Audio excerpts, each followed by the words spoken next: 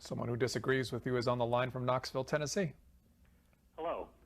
I am a material scientist. I work at Oak Ridge National Laboratory.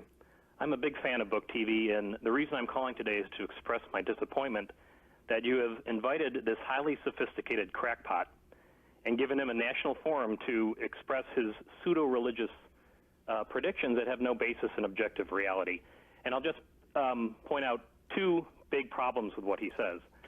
The first is that he believes evolution is progressive, but he offers no evidence for this claim. He says that it's getting more complex, but he doesn't offer an objective measurement of complexity that he can show is following some trend. And even if there is a trend, random phenomena can produce things that look like trends. It doesn't mean that there is one there. You have to show that we were produced, our species was produced, not from random mutations, which we know this is how natural selection works. He presents a plot in his book where he shows it exponentially accelerating. He uses species and genus and family and group that our species came from. But you can produce the exact same plot for any species. They'll all show exponentially accelerating trends if you just use their taxonomic branching points. I'm sorry to get technical here. It does not prove that we were the products of an exponential trend. It actually arises out of the statistics of natural selection.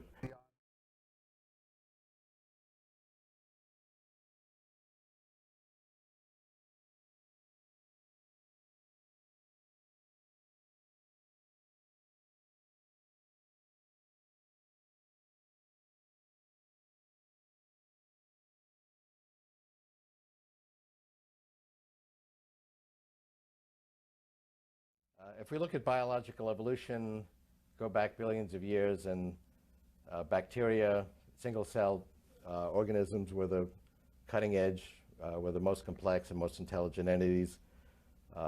We then went to multicellular organisms. We then went to more and more complex ones like lizards, and then finally mammals, and then primates that actually had, and then there was the evolution of cognitive functions, and then the evolution of Homo sapiens. There's been a continual acceleration at every pace. Evolution works through indirection. It creates a capability and then it uses that, and that's why the process accelerates. So it took 1 billion years to evolve DNA. Actually, RNA came first. Then evolution used DNA. So the Cambrian explosion and all the body plans of the animals evolved only took about 10 million years. And then higher cognitive functions evolved in only a few million years. And then Homo sapiens evolved in only a few 100,000 years. And then we moved to technology evolution, where the first stages, like stone tools, fire, the wheel, took only tens of thousands of years. And that has continued to accelerate because we always use the latest technology to create the next. 50 years ago, computers were designed pen on paper, wired with screwdrivers. It took years to design the first computers. We now use computers. And 10th generation computer-assisted design software to design computers, and you can design a new computer system in days.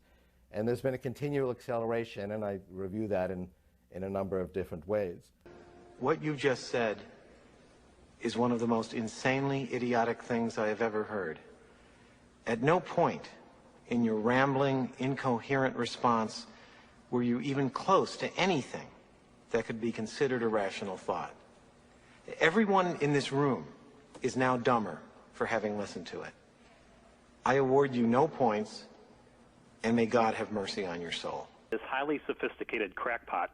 First, there were the plants. They developed into animals which ate the plants. The animals were small, but they grew. And the larger animals ate the smaller animals. What does that mean? Pseudo-religious predictions that have no basis in objective reality. What does that mean?